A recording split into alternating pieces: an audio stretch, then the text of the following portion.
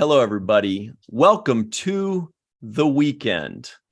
It's Friday. It's time to chill. This is Star Trek and Chill. You've earned it. Let's have some fun. It's Green Day. It's Sir Patrick's Day. Wait, Green Day's a band. We have awesome. A very special guest today, everybody. It's Dr. Tanya Harrison. Hello. Hello, everybody. I've upgraded from just lurking in the chat to on the stream. This is pretty cool.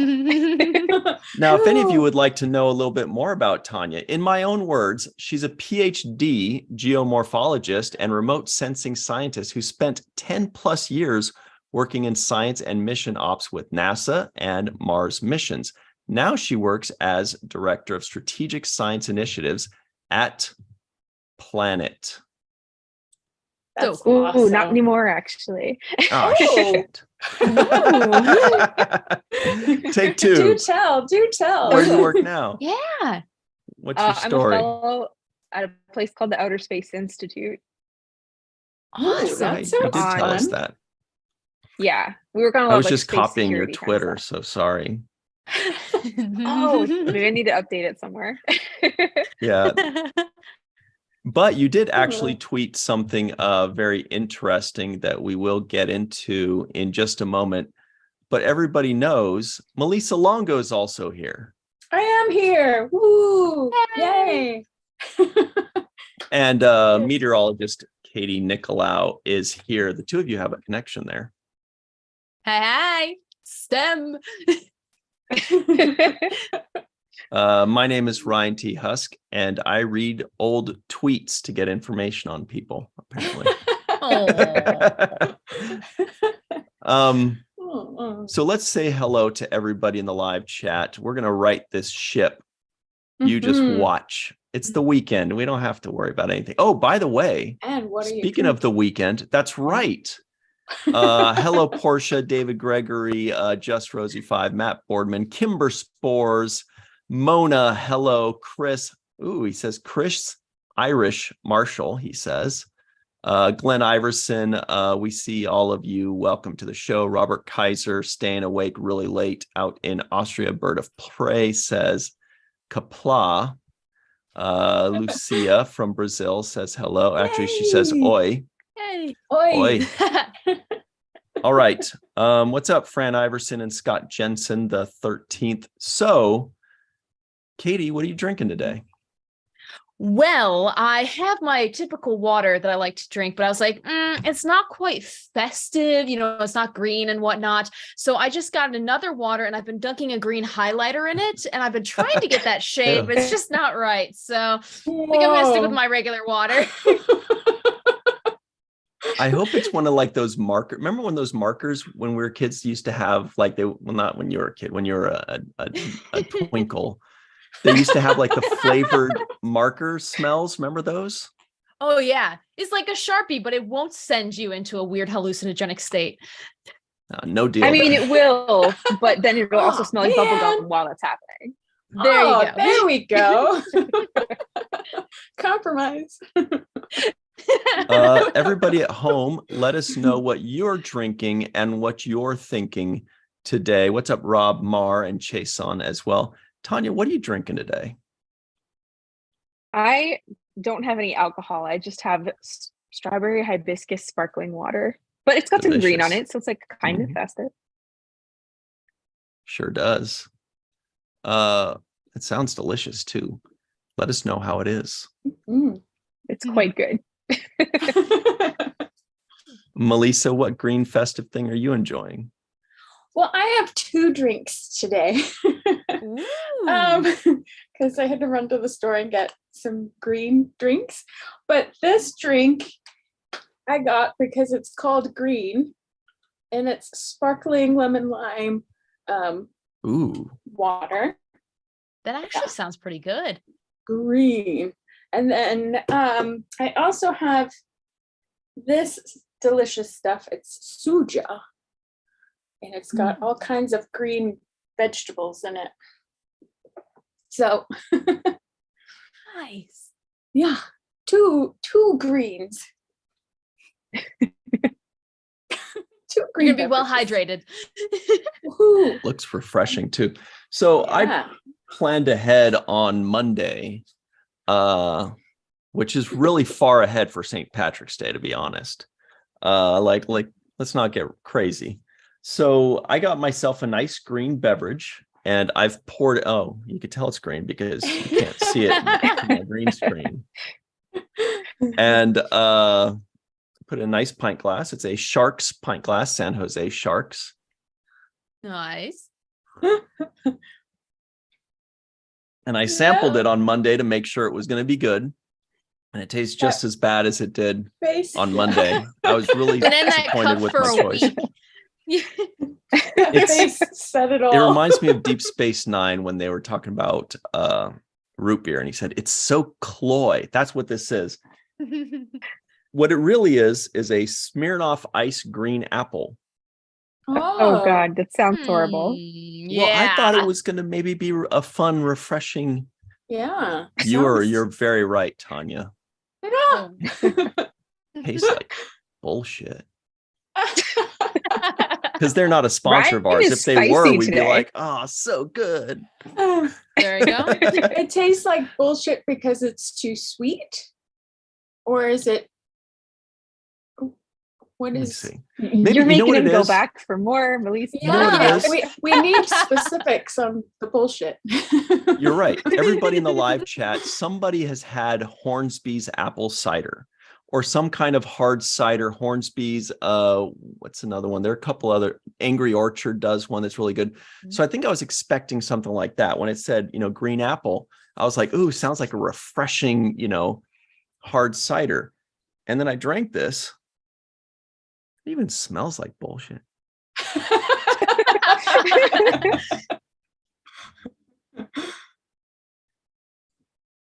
You know what it is? It's two flavors that are good, but that don't mix. Oh, Okay. That's what it is. It's the green apple is a good flavor, like in a Now and Later or in a Jolly Rancher, or a Blow Pop. Ooh. But it doesn't mix with whatever that Smirnoff Windex flavor is. So I think that's the problem. Wow. But let us know in the live chat, everybody, if you've had this beverage. And I was very charitable with it. I saw my friend. I was like, "Oh, have some of this beverage. You'll love it." Oh, giving it away. Others have to suffer alongside you. It just sounds overly formal by calling it beverage. Yeah. Have this fancy water. Yeah. So let's see what everybody's drinking. Oh, Kimber Spore says, I love Suja juice. Yum. It's delicious.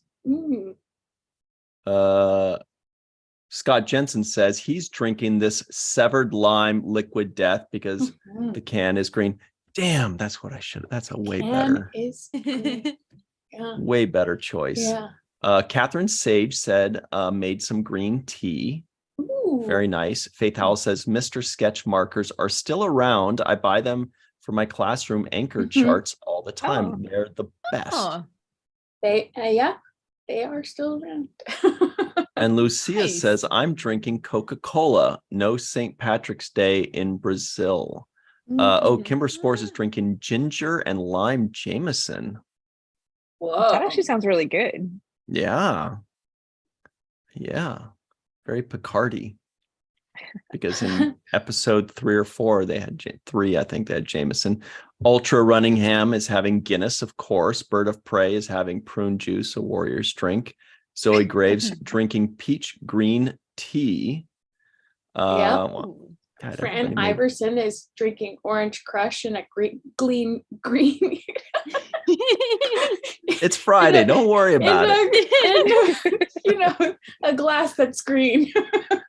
She's got the Scottish and the Irish, because apparently Scots are supposed to wear orange on St. Patrick's Day. So really? all of it covered. Yeah. So That's does fun. Tanya, since she's Just got you the go. orange all the time. Yeah. It's perfect.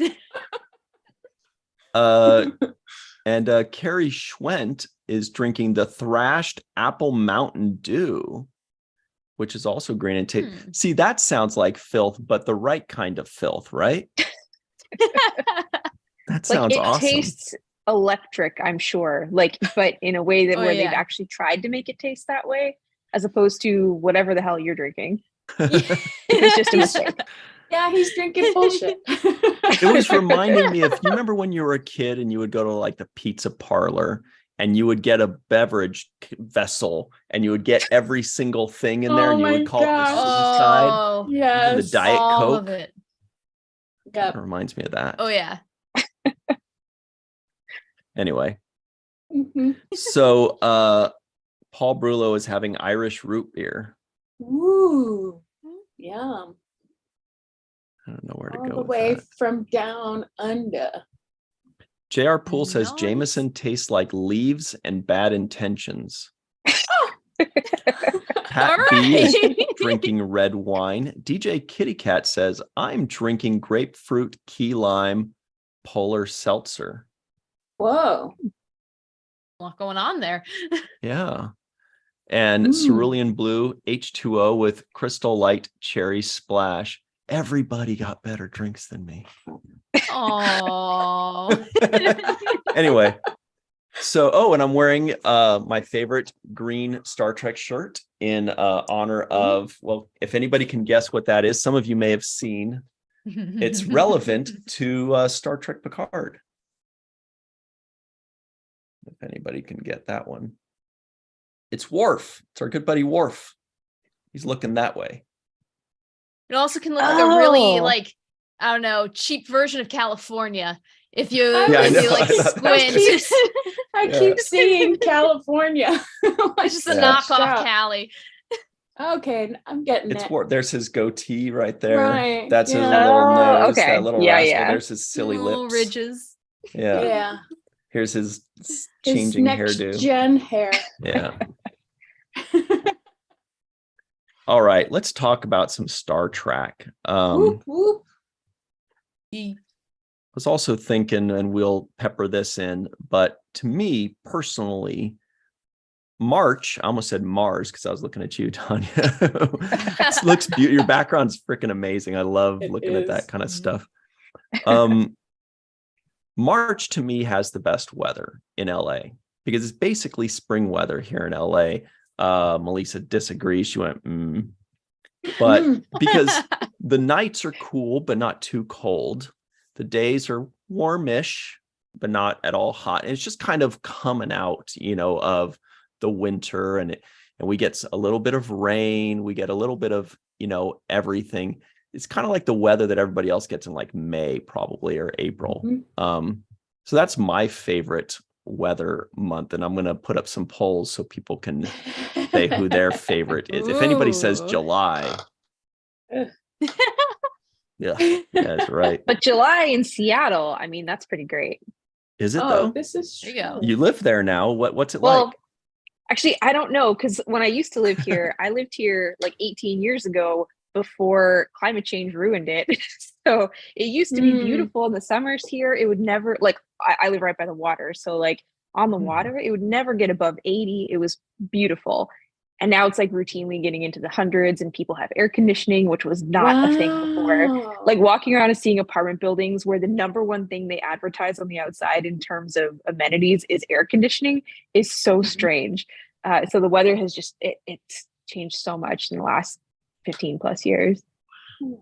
Speaking of which, Tanya, what's the weather like in Mars? Oh, so you can actually look this up. I can pull up the weather report from today. What? Weather this is so cool. Do it. So, wait, I gotta type it over. Perseverance. See, So there are there's a many weather things that make station. Tanya cool, and this is one of them. Absolutely. Let's see. Will this let me share my screen? No. Okay. Yes. Let me allow that. There we go. I won't do anything terrible with this power. Do it. It's Friday. Yeah. Whatever. So if you just Google Mars weather report Perseverance or Curiosity, the two rovers that are still working, they each have a little weather station on board. So you can see the weather from sometimes today, sometimes a few days ago. I'm not sure why there's no temperature showing up right now, but usually it will show you the temperature here. So the last measurement they had was on March 15th, a couple days ago.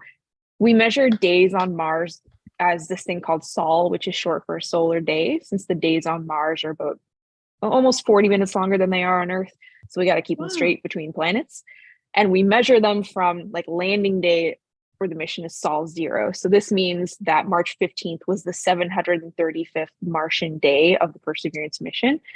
So even though it's not showing the weather from today, it's showing you here like it's currently in the middle of spring.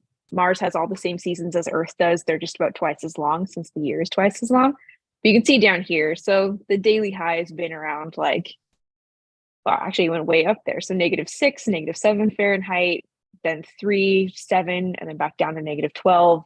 Then the overnight lows are in kind of like the -110 range. So this is like normal winter, or sorry, normal spring temperatures on Mars. But in the summertime, it can get bring a coat and a spacesuit just so you can breathe while you're there too. Right. Hat and gloves, maybe. Yeah. Some mittens. Wow. Makes our weather look a whole lot better. Definitely. Can you actually tell us a bit more about the seasons? I never really thought of that. I always just thought of like hours, or as Lucia, for her, it's the end of summer for her in Brazil. And I'm like, I think so binary, I'm just like, wow, it's all I can do to keep up with Brazil and Australia and like flipping it. But it sounds like Mars isn't even flipped at all. It's a completely different set of equations. What are their seasons like? How quickly do they pass through them? I mean, they're the same as the Earth, spring, summer, fall, and winter, but they're about twice as long, since a year on Mars is twice as long. And the tilt of Mars toward the sun is about 25 degrees, whereas the Earth is like 23.5. So it's really close. So that's why the seasons are so similar. And you get a lot of the same kind of stuff. Like it kind of snows on Mars, but only in the air, kind of like when you see in the distance where it's raining and the rain isn't hitting the ground. You get snow like that on Mars, but doesn't make it all the way to the ground. But when you go into like late fall into winter through spring, you get frost that actually condenses out of the air and onto the surface, just as like a solid material. And you can see this in pictures of Mars, not only from satellites, but also like if Mars is close enough, you can see this from like a telescope in your backyard. You can sometimes see this frost deposit, which is really cool. Whoa. So we monitor that over time to see like how the we call the permanent part of or I guess we don't call it permanent anymore. The oh gosh, I forget what the word is now. The residual, there we go. The residual polar cap. So that's the part that like stays year after year. And then there's the seasonal polar cap, which is like the frost bit that comes and goes year after year. And it's not always the same each year. So we like to watch how that's changing. Wow. I was going to ask if you could build a snowman on Mars. And only if you collect it from the air, probably. Well, if you break up the frost, maybe. I don't know. I guess if you were like really far north and you wanted to build a really crunchy snowman, you could make like a frost man. Ooh, that works.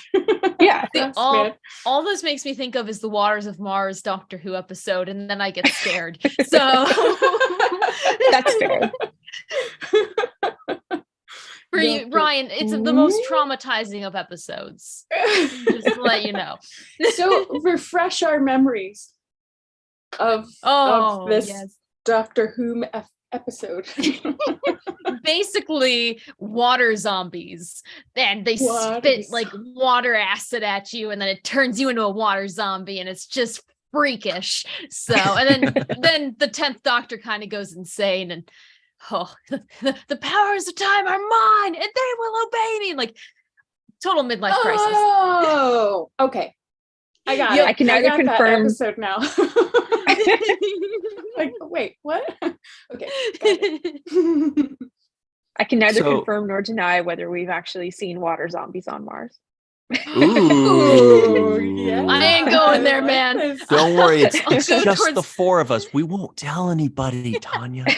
Just tell us. I won't say a word. This is what we Venus call any the day. rumor segment. Yeah. Yeah. Yeah. So everybody, this is the important thing of the week, of course. Oh, actually, even more important than that, by the way, this is the season premiere of Star Trek in Chill. So all these major changes are going to happen. We're going to be serious all the time.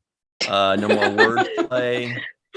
Good No luck more with that. screwing around. This is No the more real bullshit, deal. right? Yes. Happy Sir Patrick's Day and happy season premiere. This is the big time. So we are doing these polls because this is really important too. The second most important thing. Which month it has the best weather? And we've done January, February, March, and April. No big surprise. People preferred the weather as it progresses to the warmer months. And right now we're doing May, June, July, and August, or as the French say, août. You can tell from this poll who lives in Tornado Alley and who doesn't. Kind of like May is peak tornado time, April, May, and June. So, and I just saw the number go up. So whoever heard, oh, it's tornado season. Nice. When It's is your fellow meteorologists. Yeah. Yeah, you guys just do meteorology for different planets. Yeah. There you go. One of these days we should have like a meteorology panel where we need somebody that does meteorology on Venus, somebody that does it Yeah. on the moon. Is there? No, there can't be Saturn? anything going on the moon, right? We kick Not up really. enough dust. You just get all these people and they start stomping, and then you scatter some dust, maybe a haboob. Oh, a what? A haboob. You know, Haboob. Dust Oh, yes. storms. Word. haboob, a dust storm. Yeah, that's the technical term for it. Is a haboob. I bring that I up when I believe do you, the I middle just don't school know talks to words. keep their attention.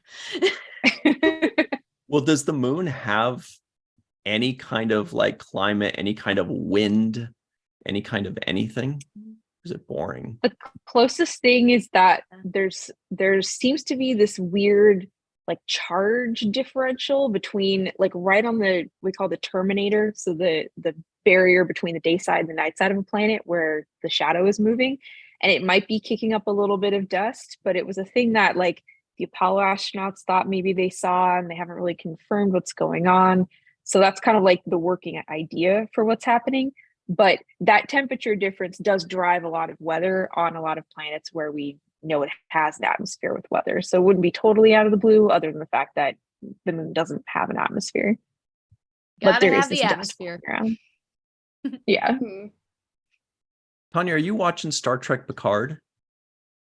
Yes, I specifically stayed up until midnight for the latest episode to drop on the West Coast because my friend was like, Terry Matalas said on Twitter that if you don't watch it right when it drops, everything is going to get spoiled the minute you log on to your computer the next day. So I was like, okay, I'm going to rewatch all of the episodes that have come out this season and stay up.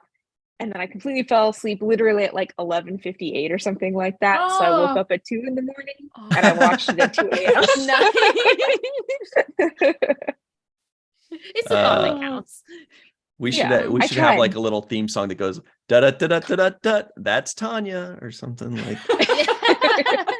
I am notorious for falling asleep during movies or TV shows or anything in my friend group, so it would be very appropriate. You're one of those. Which movie Yeah. put you to sleep most recently? Oh gosh.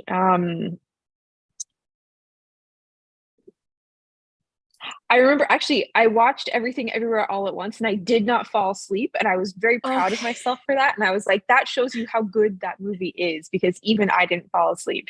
Wow. There's no chance to fall asleep with that movie. That movie is like the most like holy cow. I'm like, what is even happening? It's a ride. Oh, I loved it so much. I was watching it on an airplane and I'm just sitting there with my tray table down. I'm like, what? Like, what are you doing? Who? I'm But it embarrassed makes that I did sense not at the even end. recognize it does. I didn't recognize Jamie Lee Curtis. Like the whole movie, I'm like, gosh, that person looks so Amazing. familiar. Really? Did not Yeah. realize it was her until after the fact. Mhm. Amazing. And the hot I haven't dog seen it. fingers. Oh my gosh, they What? released a video today of her like taking off the hot dog fingers, and like that thing went all the way up her arm. It was a full skin sleeve. They built in the veins, and she's just like, and there he goes, like the most gross suctions. Look Just at watching his face. horror. I'd rather sip my beverage. Yeah. Well, that says something. Oh no. Take away the pain. Away the Thank you. pain. Oh wow. The look on your face every time you take a drink of it is just so bad. I Like, think it's just because I disappointment. deserve something that doesn't taste like bullshit. And then I'm not getting that. Aww. I know. And then last night I was thinking, wait a minute, maybe I've got something Irish to replace, because this isn't Irish at all. So I was just going for the green, not for, and I was like, what about Drambuie? But no, that's Scottish. I love Squash.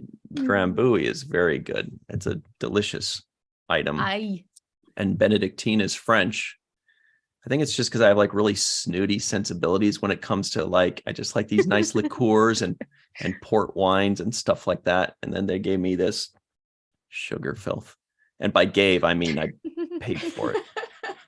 Oh, disappointment. Oh. The worst kind of disappointment is the kind you pay for.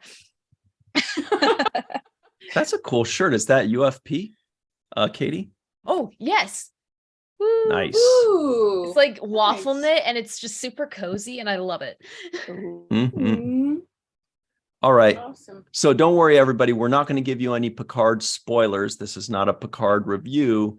We're going to probably talk glowingly about it. We're going to be like, oh my God, this is so good. What,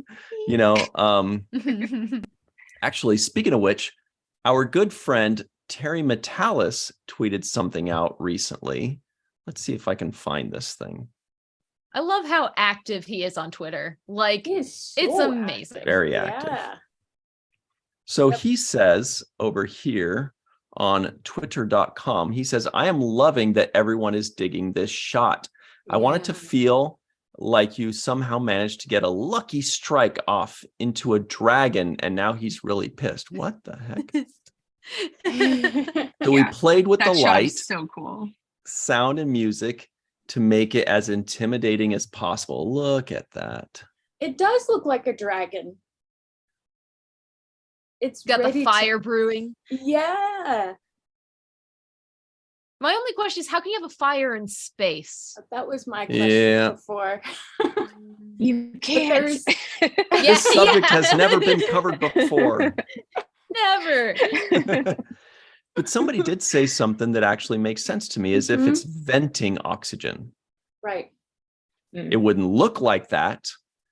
It would look like the flames are going out, along with the oxygen. But that's one way you could have is Mhm. like if it's venting oxygen and you've got some kind of spark and it's going like that. Yeah, and somebody else said that Kinda if fuel. the flames did not require oxygen and they were made out of something else. Very true. Like if it was like a nitrous, I don't know anything. Tanya's looking at me like this guy does not know anything. I just liked the way that sentence trailed off. Like you started really strong and then you were just like, I got nothing. Well, I mean, like if it's just based some other kind of fire, Plasma. that's the word I was going to say. Plasma. Well, DJ Kitty Cat Nitrous said it. plasma. Yeah. Make your car go fast. Because the sun is basically a ball of fire, right? And that's in space. There you go. Conversions. That's true. Like So reactions. exactly? So what's the sun made out of? It's like some kind of gas. It's mostly hydrogen and helium, and like as it's having this nuclear reaction, it's burning in a sense, not the same way as like combustion, like behind fire, but I feel like from a descriptive sense, like saying that the sun is burning, I'm totally cool with that. Somebody's gonna get pedantic in the comments on Twitter and just be like, well, actually, it's not burning. That's part of the communication with science. You got to just make it understandable. Right. Like using big words is completely useless. Like all you have to do is convey the idea. That's what matters. Yeah, you can say we have a quasi-linear convective system heading our way, or you could say there's a line of thunderstorms. One of them's better than the other.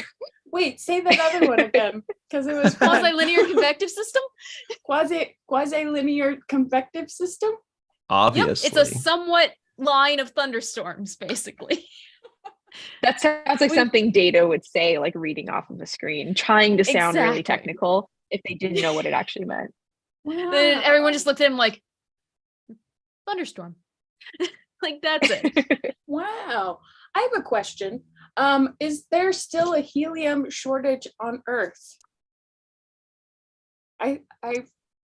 National Weather Service has had problems because we do weather balloons that utilize helium, and it's kind of just, you get difficulties obtaining it, and money's a problem too. So the more scarce it becomes, the more expensive it is, and there's been less balloon launches. And that's a non-renewable resource, right? I think there are like some I think there's been some attempts to try to capture it and like try to, I guess, get it, but there's so little amount. Oh, gotcha. At least that's what I learned in like one class in college. Let's mine the sun. Let's mine the sun for helium. We gotta launch our weather balloons, man. Desperate times. Yeah. Well, yeah, I used to work at a craft store, and we were having a shortage of helium tanks because of the shortage of helium. So, oh wow, yeah. And other places stopped blowing up balloons because of the shortage of helium. Well, that, when we had the Chinese spy balloon thingy or whatever it was, my first thought when I saw it was, that's expensive. Like, it was so big. I must have taken a lot of it. Yeah.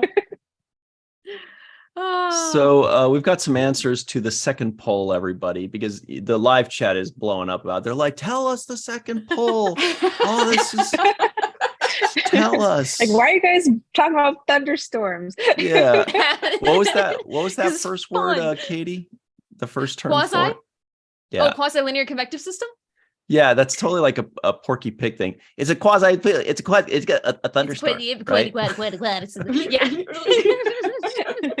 So the answer is between, I think this was a tough one for people to choose, May, June, July, and August.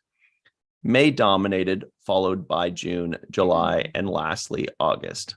A lot of us are like, I don't know what the weather is like in August because I'm at the Rio at the Star Trek convention and I don't step outside. It hurts when you step outside. It's called hot. Yeah. Well, I remember hot. when we were walking last year over to Bally's, I had my phaser rifle, and I don't want to look like I'm carrying a sniper rifle through the streets of Vegas. So I was covered in my full cosplay, and we had this black blanket and tarp thing. I'm like covering it up, and we're shuffling across the street as my shoes feel like they're about to melt. And just anything that was a dark fabric just was burning. I'm like, this is awful. Why don't they have it in December? Hey, Everyone One should Trek cosplay to fan. melt. Hey. Welcome, One Trek fan. Good to see you. Hello, Tech with Todd. Oh, everybody at home, by the way, do us a favor and give this video a like. If you're just listening in, give us a 5-star rating and a nice review. And please make sure you are subscribed to this channel. And also make sure you use this share function down below me. And just you click on that and you can share it on Twitter or on Facebook or wherever you want. You could probably share it on TikTok. I don't know. I mean, maybe. You could probably just clip snippets from this and you'd probably go viral. This is one of our random conversations. Just take the clip of you saying quasi-linear something something. It works. Well, I heard that they're doing like a special STEM stream for TikTok. Like you can have a special feed that's only for science, which Really? sounds intriguing. But yeah, I've yet to Yeah. see it, but I would love that. Well, there's a lot of scientists and doctors on TikTok, and they're really popular because people want to know about Yeah. themselves and don't want to have to pay their entire paychecks to find out. Exactly. Yeah. No, and like the great thing too is it's mutually beneficial because as scientists, the more educated the public is, the easier it is to convey like, hey guys, here's a tornado warning, but it's radar indicated. Like some people are just like, the heck does that mean? But like if you tell them, oh, that just means that the radar says it's spinny, we don't have eyes that say it's spinny. Like it's just easier to tell people on TikTok and let them go. Yeah, when I think TikTok, You don't know the I pain think of it. science. Yeah, I know it's not the first thing that you think about, but exactly. yeah. I think of it as like opportunities for everyone to be Bill Nye if they want. Like Right, you can make right. your own little 3-minute segment. By the way, our good friend War Dog Heim is in the live chat. I want to give him a very Hey. special shout out because he sent us a few clams for virtual TrekCon 4 for to pay for incidentals and things like that, and that is I going feel to cover the shipping for the big prize packages that we're sending out for the winners of the Lappy guesses. And so we really appreciate you, War Dog Heim, and those of you that won, including one Trek fan, you've got a nice package coming your way. You can thank War Dog Heim because he chipped in for that. And we really appreciate him out in Montana. So thanks, I thought War it was Dog. actual clams. Could be. I was so confused for a second. He sent us some clams in a stinky box. Such clams, Montana clams at the minimum. Like Montana. Are they anything heard like of- Rocky Mountain I oysters? was going to say Rocky Mountain oysters. Yeah, that's the... oh my gosh, I feel I almost had those when I was on a road trip with my friend. We were going through the Four Corners states, and we were asking the local, just stop at some, local diner. And we're like, well, what do you like here? And they're like, have you tried the Rocky Mountain oysters? Oh, and then man. we were kind of like, oh, that kind of, maybe that's so. What is it though? Yeah. When they told us, we're like, boy, that sure sounds chewy, but nah, well, I'll just have like an omelet instead. Yeah. Hold the nutsack. oysters. Right. Hold the nutsack. I mean, don't. Oh, whatever. You should make that into a t-shirt, and the next time you go to that area, just Hold Yeah. the nutsack. Yeah. No, thank you. someone better take that and market it because that's a brilliant t-shirt idea. Montana says, good old Montana clams. Do you guys even have any lakes in Montana? I mean, nothing big. Get some see. get some. War Dog Hive says, them oysters grow on bulls who become steers. I'd like to steer clear of that. So here, everybody, is your geography fun for the day. This is the great state of Montana. And they do have a couple lakes. They have this Poison Lake. Does that say Poison Lake? Oh, no, it's Flathead Lake. There's just this town called Poison next to it. Oh, it looks like Weird. it too. And they got a few lakes here. There's a bigger one over yonder here. Oh, they have a Glasgow too, just like Scotland. Oh, that's the Missouri River. Looks like a lake though. It's fat enough to be a lake. Okay, Fort Peck Lake. So War Dog Heim always talks about going fishing in a lake in Montana. So let us know in the live chat, Bill, what lake you use. Is it the one next to Poison? The city of Poison? What a charming town. Yeah, it's literally just called Poison is the city. I'm gonna go look So that back up. See. during Someone. Oh, go ahead. back during the last ice age, Western Montana was actually the site of a massive lake that ended up getting dammed by ice. And at some point that ice like catastrophically burst, and all of that water poured like across western Montana and Idaho, across all of eastern Washington, and then kind of down along where the Columbia River is now. So if you actually look at pictures, if you look at satellite images of eastern Washington and you know what to look for in terms of like giant floods like these ones on Mars, oh, this makes it so you can see the Mars behind my virtual Mars. You can So actually meta. see the stuff, like all of the stuff that was carved by this water just pouring out of what's called Glacial Lake Missoula. And it's the largest flood in history that we have evidence of, that we can see on the surface of the Earth. And we have very similar ones on Mars. If I take my globe here, I don't know if it'll like show up on the screen, but like this whole part of Mars is just covered in gigantic flood channels. And the closest analog we have to them on Earth is this giant flood from Glacial Lake Missoula. And this guy in like, I think it was the 30s or so, went out to Eastern Washington and was like, I think there was a big ass flood here at some point. And everybody was like, you're smoking crack. Like, what are you talking about? We've never seen anything this big before. And he's like, no, I see like all of these like teardrop islands and terraces where this channel like carved stuff. And it took decades before anybody believed him. And now we can see it from space like super easily. So we're like, oh yeah, he was right. Wow. Nice.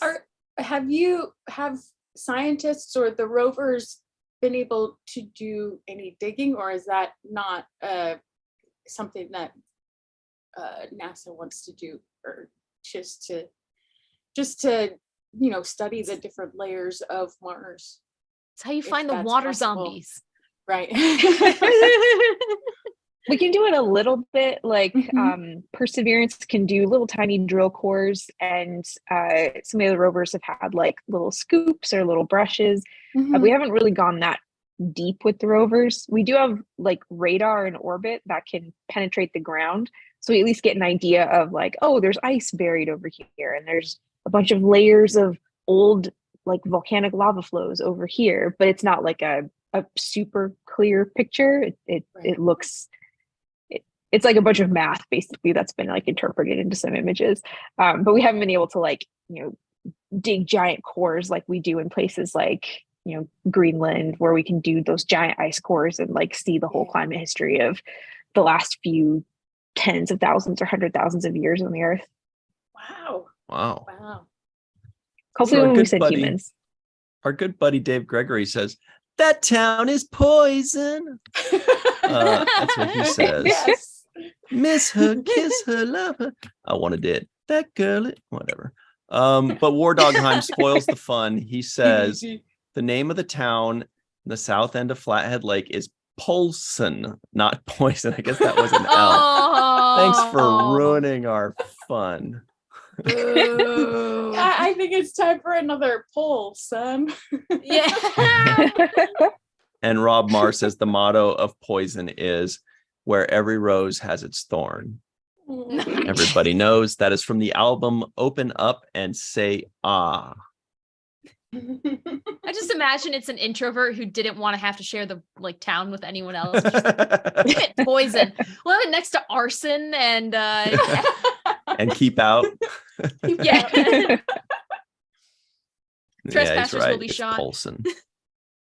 That's no fun. Petition to change Well, there the town goes name. that. Okay, so the third poll is Polson is October, September, November, December. October and September got 40 and 37 respectively. November got 15%, December got 7%. So now we're going to have the finals. This is, man, I can't believe how fun this is. Interesting. Nail biting. Oh, It man makes alive. me sad though. No one's Riveting. like, there's only 7% that are liking snow and cold. I like snow.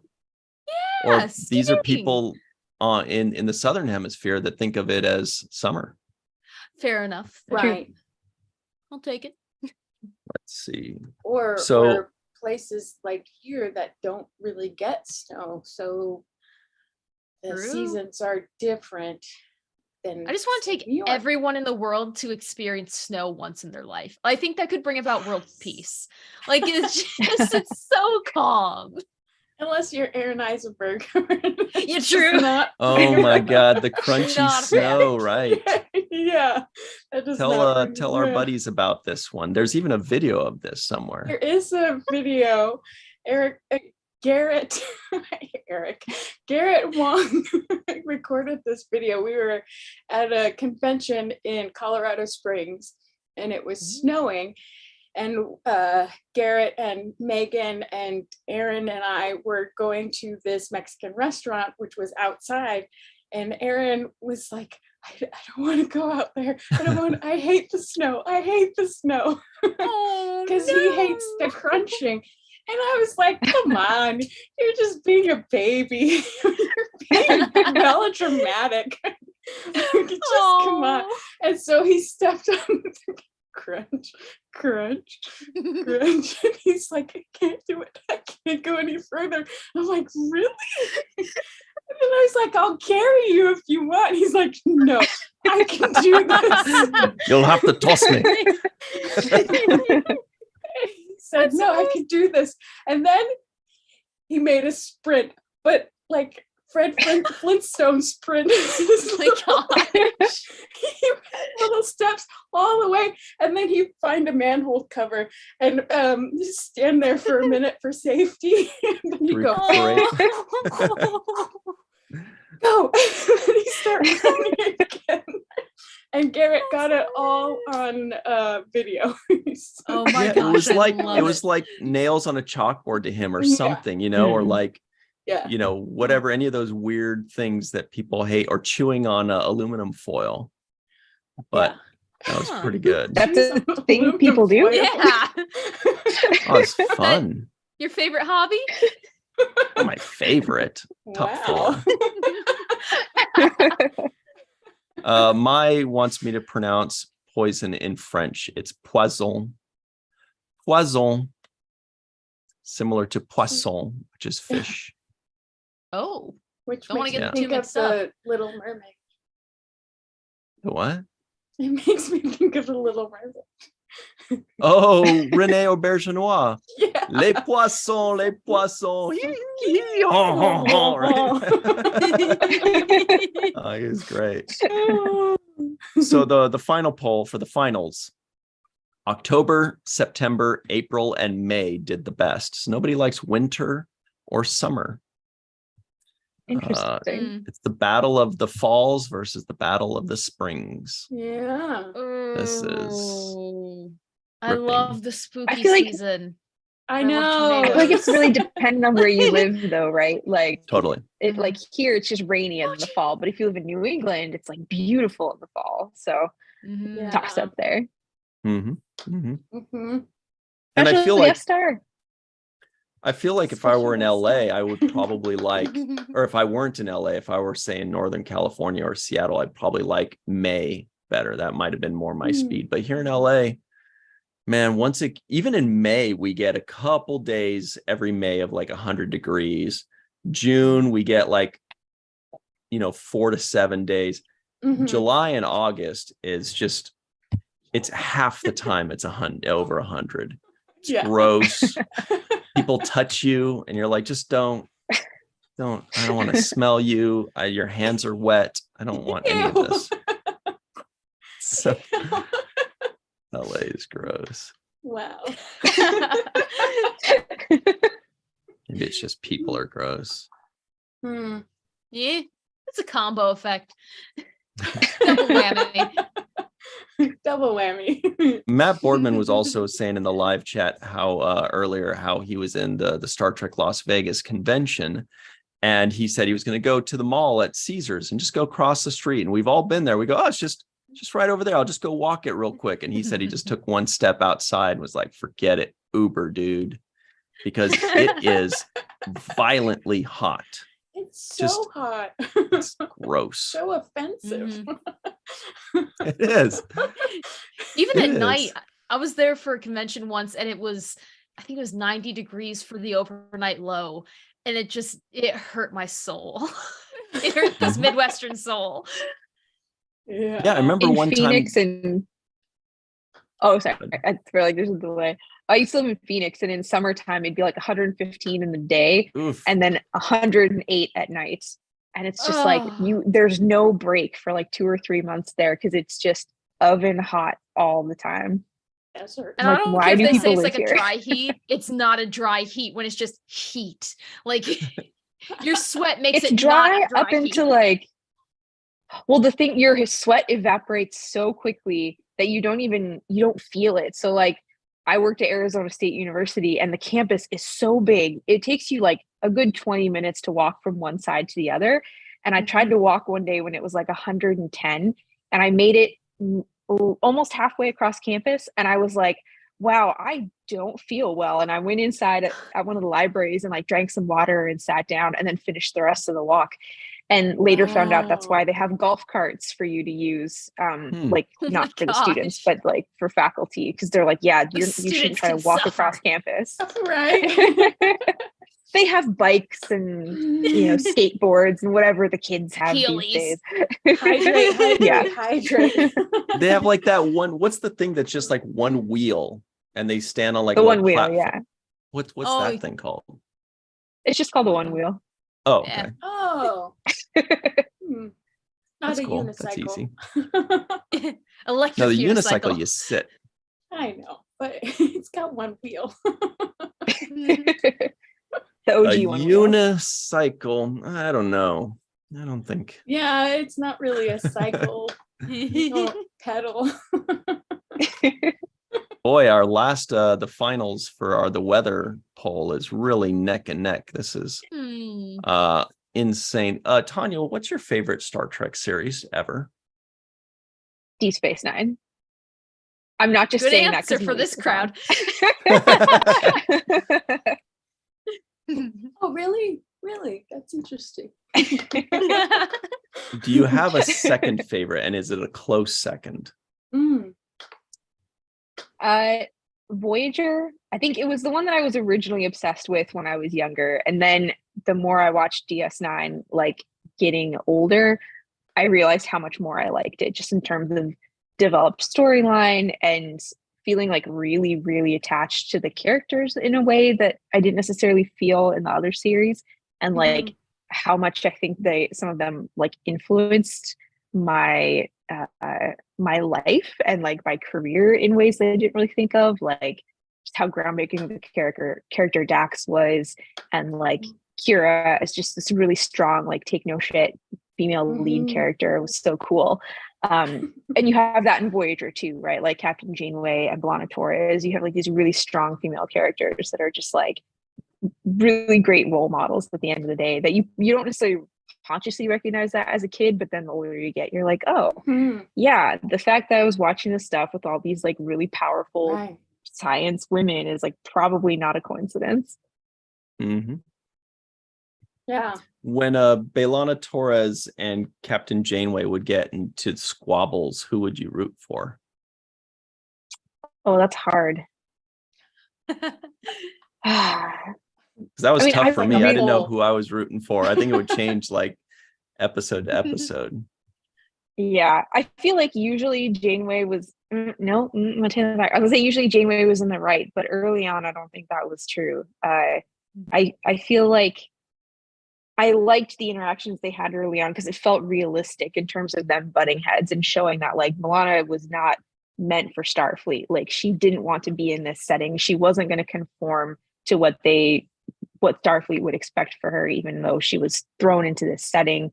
I think the thing that got me about Voyager was that I felt like all of that kind of resolved a little too quickly. Like there could have been more room for tension, which I think in a DS9 like show that would have happened. But I think because DS9 was like struggling, they're like, we can't have another show that's like kind of dark. So we got to make them all happy and like each other much more quickly than like an entire season or two.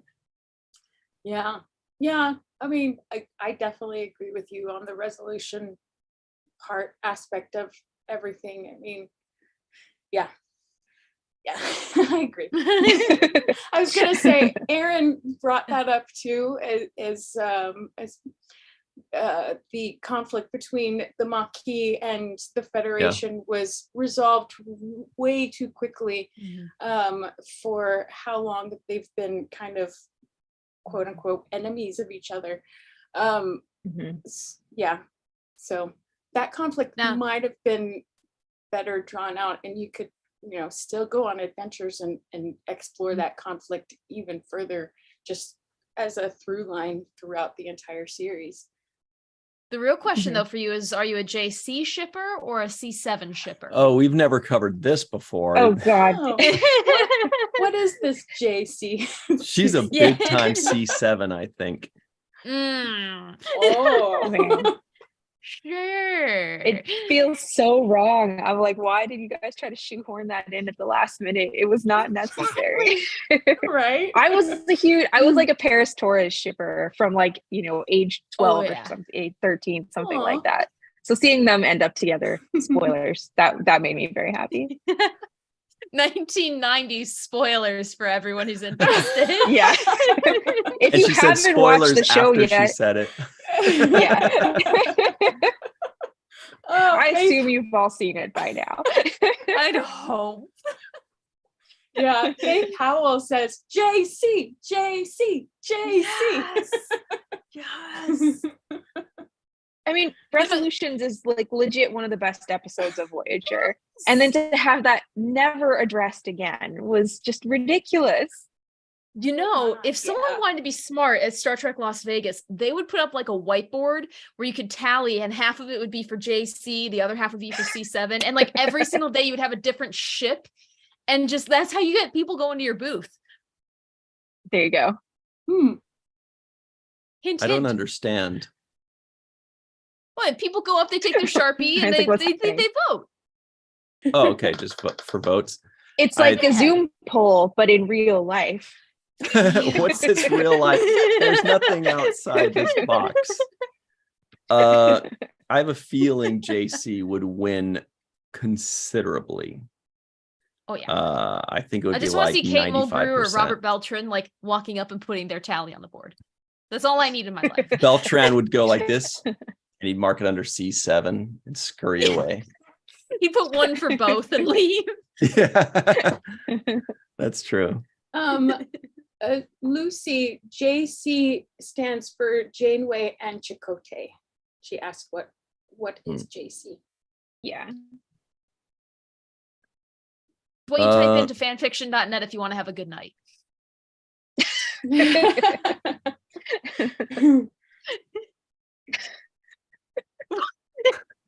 Brian's like, I'm not even touching that one. Yeah, I was like, it's like that You GIF. go on fun adventures. It's that GIF with the dude from Firefly that goes like, Oh yeah. War Dog that way. There's says, one where they just build bathtubs and they open a bathtub shop. Like you can find anything. and they just build bathtubs. That's all. Build bathtubs. No big deal. War Dog says, to answer Ryan's question, my fishing lakes are many and depend on what I'm fishing for as to choice. The ice fishing is best on the small lakes, flathead for lake trout. Okay. Ooh. Glad I asked. Ooh. Now, are you a catch and release, or do you eat the fish that you catch? Knowing Bill, he probably does not waste one piece of that fish, but I don't think here's my prediction, and War Dog can say can confirm or deny. I predict that he releases the unusable thing, fish, like if he's fishing for trout, he keeps the trout, but then if he gets like a bluegill or a fart fish or whatever, those things are notorious. Then he just throws them back out. They're easy to hunt. You look for the bubbles. So but that's my guess. You let us know, Bill. You guys ever fished before? Mm-hmm. Oh yeah. Once. Lots. Yep. Lots. They had a little. They had really good fishing out in Sioux City, but it was on the Missouri River, which is basically the drainage ditch for every farm and fertilizer you can imagine. So you got some freakish fish. You don't eat those. But it was a fun experience. Yeah. It is. It's interesting. Yeah, I wouldn't do it now because I'm a vegetarian and understand things differently or have a different perspective on the way we treat animals and the other species that inhabit this earth. But my dad would take us out fishing either on lakes or even ocean fishing, and he caught a manta ray once. Wow. Ocean fishing. Wow. Yeah. Cool. That, wow. Yeah, Where was that? South Carolina. Oh wow. Mm-hmm. Yeah. Anybody out in South Carolina, right? Our buddy Scott Jensen out in South Carolina, I believe. Goldu Scott Jensen. War Dog says, I eat the fish I catch unless they are outside of legal range, and I do not waste them. Yeah, I've been fishing once too. I think I was 4 or 5 on a camping trip with my family, and my grandpa took me and my brother at 5 in the morning. He goes and wakes us up in the tent. All right, time to. I was like, this is boring. This is boring. It's dark. It's cold. It's not fun, by the way. So I was like, I'm done. 2 of you can have a grandson time without me. I'll be napping. Only once. Okay. Live chat's having some fun today. This is great. Oh, Reginald says, I'm a Pisces and I don't eat my own kind. That's kind of peculiar. Pisces are fish. Yes. We are in Pisces right now, aren't we? Yes, yeah, I believe we are. Yeah, for a little couple bit more longer. days. Yeah. So happy birthday, Reginald. Nice. Probably happened What are your recently. guys' signs? Capricorn. I'm a Leo. I'm a Gemini. Scorpio. Scary. Isn't Scorpio the scary one? We're the yes. Yes. We're the scary friend to adventure with because we always get into mischief, and we're spicy. Very spicy. My best friend is Scorpio. That is a very accurate description of her. Which sign is tart?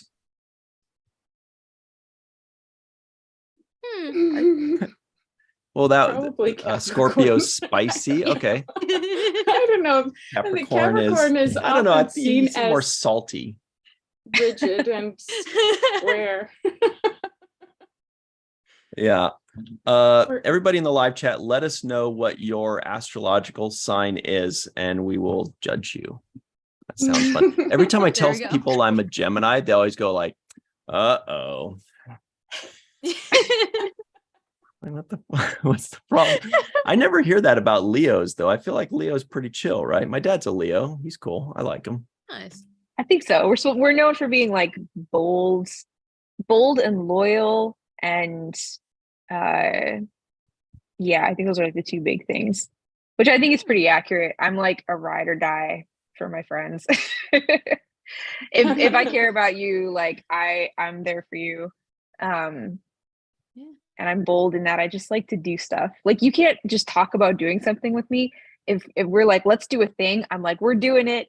Like, we talk about a business, 5 minutes later, I've like bought the domain name. I've like filed a trademark thing for it. And my friends are like, I love that.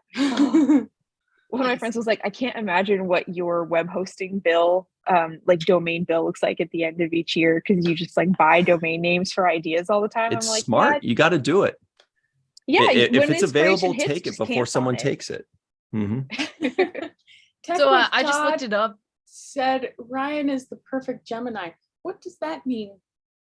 Yeah, I have no idea. Damn, I thought for just a quarter second, I thought you were going to say is the perfect gentleman. Like Like I started to be filled with like joy. Then it said Gemini. I was like, oh, it's just, I don't know what that means. Well, apparently Screen Rant did a thing about which Star Trek original series character are you based on your zodiac sign. Ooh, that's that's cool. fun. Like, so what was it? Kirk is Aries, and you get Taurus is Christine Chapel. Then you have Chekhov is a Gemini. I'll take Cancer it. is Uhura. Leo is Khan. Ooh, Oh, no. what? Virgo is Spock. Libra is Sulu. Scorpio is Captain Pike. Sagittarius is Scotty. Capricorn is McCoy. And Oh, Aquarius nice. is Bones. Sarek, with Pisces being Janice Rand. Hmm. I don't care, I got Janice Pike. Rand. That's all I needed from that. Yeah, you were pretty pleased with that one. I want this for other series now. I know. I know. I was thinking the same thing. We've got to Yes. check out. I feel like I got a Next Generation one, and I was like Wesley Crusher or something. Oh. So I was kind of Aw. bummed Uh, for what him, not for me. For is- him. I wonder if is there more like Yeah, that? There Katie's has gonna to be. find it right now. She's You can do more she's got Google Google searches. eyes. You can tell she's like, Okay. that's Google eyes. Yeah, I want to see the other ones. See. Uh-huh. So There's a couple of them. ooh, Lisa I mean, I Mackey feel like says for Taurus with Oh, go ahead. moon in Leo. That's true, Tanya. We Ooh. should add our Mars and moon and stuff into our, this is going to get crazy. Ooh. there you go. We have a Deep Space Nine version. Ooh, I'm curious to see yes. if it matches what I think of for DS9. Okay, no, let's So- guess. No, let's guess. So, Katie, you are, wait, what are you again? You're you're Scorpio. a Scorpio. Scorpio. I'm gonna Okay, guess so Scorpio's Kira. got to be Dax. Katie's gonna Ooh. be Dax. I'm gonna go with Kira. First, I was thinking Odo, but I'm gonna go Okay. with Kira. Okay. Aries, that's gonna be Odo. Mm. Tanya, that's gonna be Odo. Interesting. Melissa, Capricorn. I don't know any. I just know that it sounds like that Halloween candy. That nobody likes. Let's see. So, Oh, thanks. yeah, I don't know anything about Capricorn. So, no, that's just sounds like. I don't like candy corn either. I'm gonna say Cisco. Let's say Captain Cisco for you. And for Gemini, I'm gonna say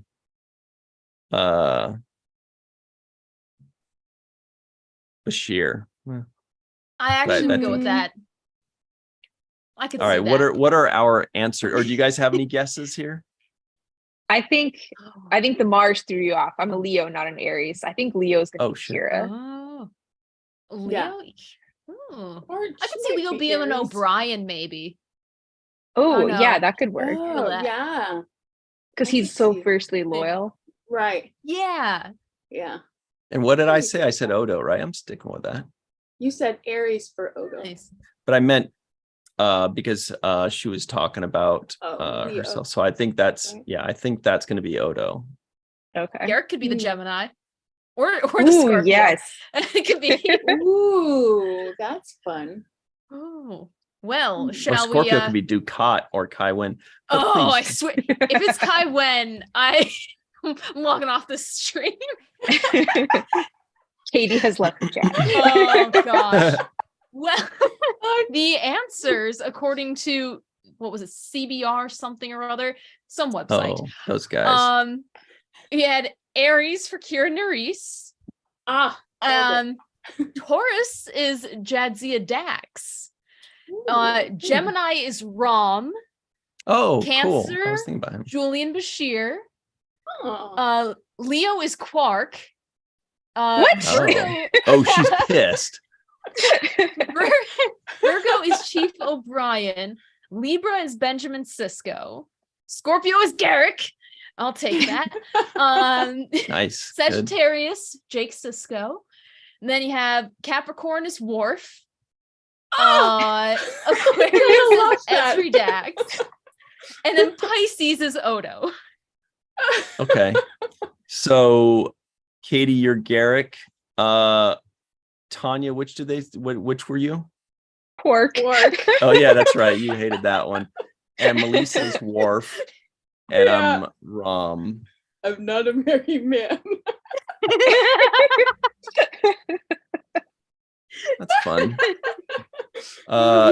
Is there a next generation one? Just in case, just to throw that out there. Let's see. TNG. There If you can find anything on the internet. While you're looking that up, okay. I already got it. It was first response. All right, so let's make our guesses for.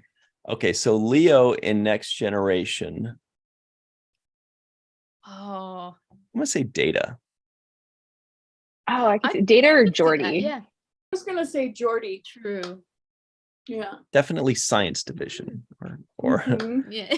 I guess engineering. And Katie Scorpio. That's gonna be Roe. Ensign Ooh. Roe. Yeah, or it Lieutenant definitely Roe, could be. not Commander Alright.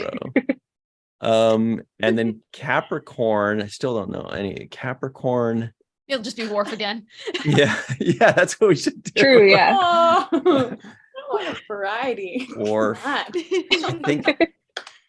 I think I'm gonna be Wesley. I don't know if I just imagined that or if there was or if that just sounds like a funny thing to say. I don't know.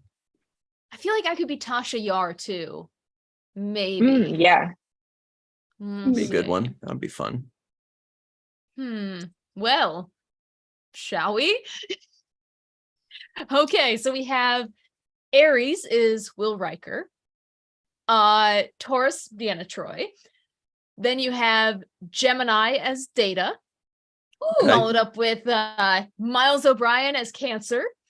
Then you have Wait, how can Leo Miles as O'Brien be two weird. different things?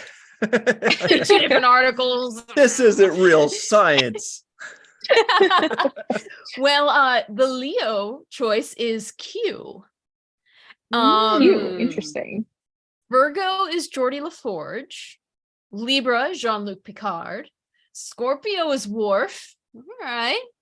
Sagittarius, Wesley Crusher. Capricorn, Beverly Crusher. And then Aquarius is Ro Laren, and Pisces as Barkley.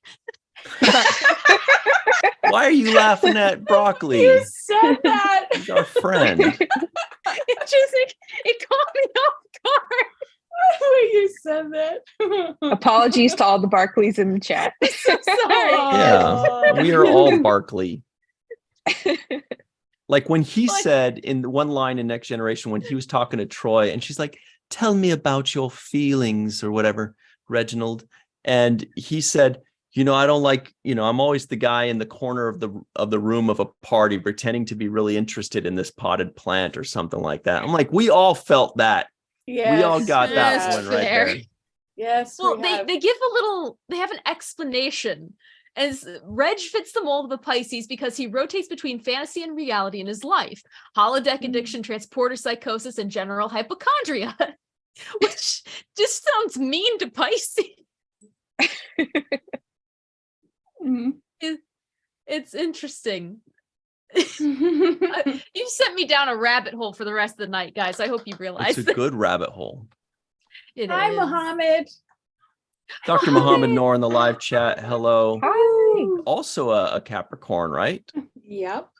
I was going to Because say, which one is he? you and Muhammad and Mr. Aaron Eisenberg all have birthdays within 5 days or 6 days, right? Muhammad's the 1st of January.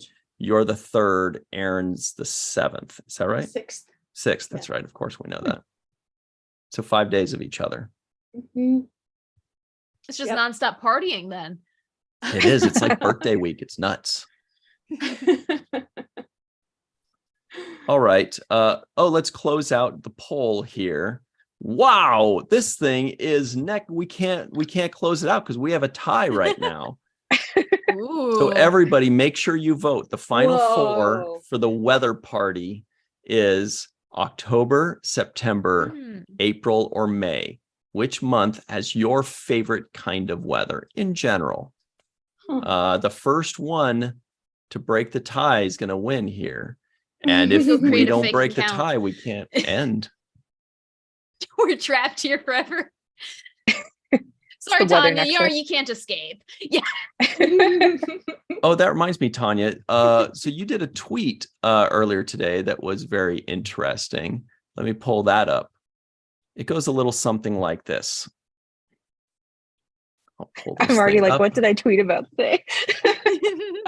Today is the 3rd anniversary of the release of For All Humankind, sharing international memories of the moon landing. Danny Bednar and I are grateful to all of you that have picked up a copy. If you haven't, grab a hardcover, ebook, or audiobook at forallhumankind.space. I'll add that link in our live chat as well. Oh, thanks. You want to tell us about that? You wrote that, or what's the story there? Yeah, so this actually, I always have this sitting next to me, like when I am doing webcasts and stuff. There's a book. Ah, So yeah, this book is a collection of stories based on interviews with people that watched or listened to the moon landing live as it happened, but are not from the US or Russia. Because I was really curious as to what the rest of the world thought about the space race and whether they thought humans landing on the moon was an American achievement or a human achievement. After a random story during a meeting when I was working at Arizona State, we were working on some space stuff, and it was like a weekend thing, and we all got together for lunch, and everybody was telling just space things. And we started sharing stories about, what got you interested in space. And one of the engineering professors, who was from Sudan, told us his story, and it was because of the moon landing. And he watched it live at the University of Khartoum when he was like 22 years old with a bunch of other students, because it was the only TV on campus. And he said he like ran home after that to tell his uncle, interrupted him in the middle of like afternoon prayer, and he's like, there are men on the moon right now. And his uncle's like, you're crazy. He's like, no, seriously, there are men on the moon, like turn on the radio. And from that I thought, I've never heard someone's story about this that wasn't just like, an American that said, I watched men land on the moon and then I went to work for NASA. So there's stories in here from everything from, at the time of the landing, a girl who was 5 years old growing up in rural northeastern India, to a 44-year-old Holocaust survivor from Lithuania who immigrated to Canada via Rwanda, I think it was, and South Africa. He moved his family to South Africa, started to see apartheid happening there, and he was like, oh no, I know where this goes, having grown up in World War II, concentration camp. So he moved his family to Canada to make sure that wasn't going to happen to them again. I think every chapter is a different country. So we have stories in here from, since it's been 3 years, I've already forgotten what we have. We have, Canada, Chile, Sudan, England, Spain, Mexico, India, and Iran. Wow. And the theme across all of them was that like it brought all these people together in a way that I wouldn't have expected. Like everybody felt like this was a human achievement. They didn't care that America landed on the moon. They're like, no, humans landed on the moon. And it gave them such big dreams for the future. I guess the other key here is that, with one exception, no one here is somebody that like went on to work for NASA. I wanted to know, what did just regular people think about this happening in the background? And the process of interviewing all these people was so wonderful. Some of them we had to interview through like children or grandchildren acting as translators because they didn't speak English. And so getting to watch like through Zoom the interaction of these family members, in some cases hearing the story for the first time from their grandparent or their mother or father, was really beautiful to be a part of. And so we captured a little bit of that in there too, to try to show like not just the memories of what happened, but what were these people like today as we were interviewing them for this. So I asked my friend Danny Bednar to help with this book because he's a human geographer and a space historian. And I said, Danny, I have no idea how to interview people. I'm a geologist. I work with rocks and rovers. I don't know how to talk to people. And his whole thesis was interviewing people for his PhD. So he helped a lot with crafting, like, how do we actually conduct formal interviews? And he connected us with the Holocaust survivor, who is now 93 years old. He went skydiving on his 90th birthday. Wow. Nice. Wow. Yeah. Bet you he's a He gives a Scorpio. lot of motivational talks. I could see that. He's pretty cool. Like if I could be that active at 90, I would be happy. Wow. Awesome. Well, I That's want amazing. the people in the chat to know you might want to get yours quick because Amazon says there's only 14 left. There's only 13 left because I just bought one. So Nice. Oh wow. That means some people bought them since earlier today because that number was higher when I posted the link on Twitter. So thank you to everybody that bought a copy of the book. And Kimber Spore says, adding this to my book list. Dr. Muhammad Noor says, this is such a cool project. David Gregory says, awesome book from Dr. Tanya. Portia says, always such great book recommendations here. What? Since when? How did that happen? Starting now. I'm sure actually everybody, you're going to get a really good book recommendation next Tuesday, this upcoming Tuesday on the main viewer live. Stay tuned for that information as well. But yeah, everybody in the live chat is loving this. That was such a brilliant idea, Tanya. That is so interesting and cool because we kind of know what Americans and Russians were doing and the whole, their points of view on all this.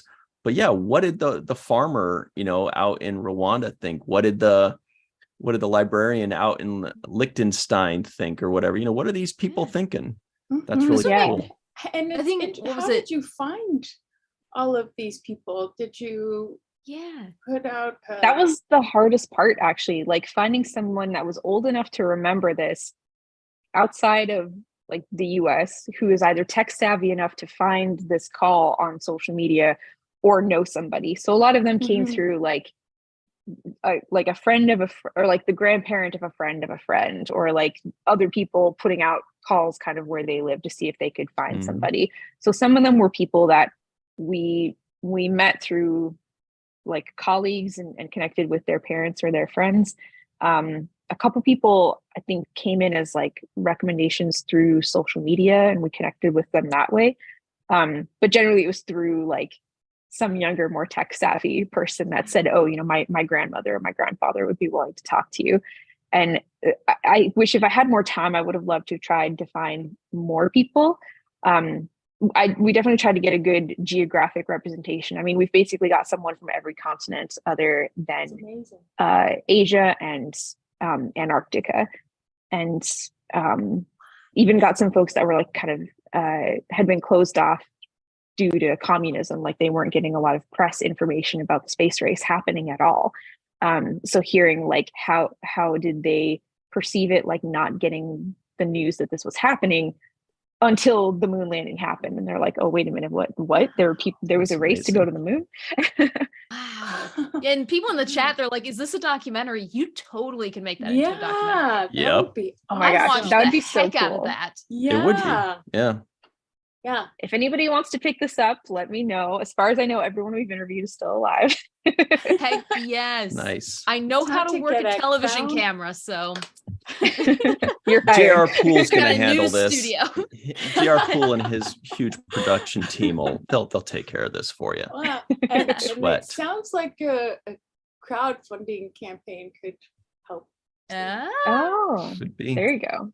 You could really expand something like that, but that's really cool. Everybody go make sure you get that book and go over to @Tanya of Mars and just give it a retweet, spread that word, spread that love around. And this is it. The moment you've all been waiting for, the winner of the best weather month ever out of, 50 people that voted. It was really close. 20% said September. 21% said April. 28% said May, or as they say in French, May. 30% said October. So October wins by a nose. October? Must be like the Northeast people with like the beautiful leaves and all that kind of stuff, right? Pumpkins, apple orchards, trees. Oh, yes. There's even a place in beautiful in think October. was in northern Michigan in the Upper Peninsula. They actually have a defunct Youpers. ski jump hill. Yeah, and you can go straight to the top of a ski jump hill and look all around at the entire Upper Michigan forest. It's amazing. Oh, wow. That'd be gorgeous. So let's talk about this week real quick before we head on out. Yesterday on the 7th Rule, we had our review of season 3, episode 5 of Star Trek Picard with the director of the episode. So that was a lot of fun. Everybody go make sure to check that out. That is on the 7th Rule YouTube channel. It's available. You can watch it anytime, anywhere on the channel. Then on, oh, by the way, that was Dan Liu, director of the episode. Then Sunday on the 7th Rule YouTube channel as well, we've got our review of Data Lore. That was a fun one. We should have talked about that a little bit. I feel like there's still more to discuss there. Yeah. With, of course, Denise Crosby, Sirach Lofton, and myself. We have our fun. The free-for-all, you guys. There are some people that are legitimate Next Generation and Captain Picard haters. There are people that think Picard sucks. There are people that think Captain Picard. So now, of course, if they've only watched the first 12 episodes in total, you can kind of see it. You can kind of get it. It's not too preposterous. Same goes for every other character in that case. Yeah, that's true. And then on the same channel, that is the 7th Rule, on Monday, this coming Monday at 6 p.m. Pacific, 9 p.m. Eastern time. What have we got? We've got a review of The Battle, Next Generation, episode 8, The Battle, with Denise Crosby, of course. And then on Tuesday, right here on this channel, the virtual TrekCon channel, 5 p.m. Pacific, 8 p.m. Eastern time, live on the virtual TrekCon channel. It's going to be, of course, the main viewer. We're going to have a really big announcement. How big? Let's say gargantuan. That's a good word. Wow. I know, right? That works. Herculean. No, that's more Herculean. That's more like never mind. It's big. So big announcement. And we're also going to be talking books with our guest, Mr. Peter Holmstrom, who some of you may know. It's going to be a lot of fun. He's really cool, from the Treksperts briefing room and other things. And you're going to love it. Don't miss it.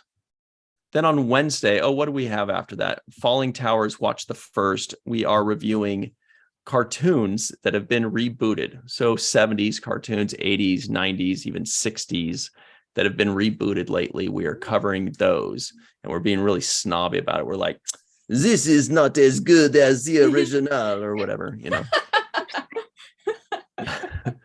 So check that out. That's Wednesdays at 6 p.m. Pacific, 9 p.m. Eastern on the Falling Tower YouTube channel. I think that's it for us. Tanya, this was so much fun. Thanks. It just hit me while you were going through all of that, and since I keep seeing O'Brien in the corner of your screens, which keeps making me laugh inside, the poll today should have been, what is the best O'Brien episode for St. Patrick's Day? Missed opportunity. Good point. Yes. The one in which he suffers. Everybody in the live chat, just let us know, what's your favorite O'Brien episode or O'Brien moment? Just let us know right now as we sign off.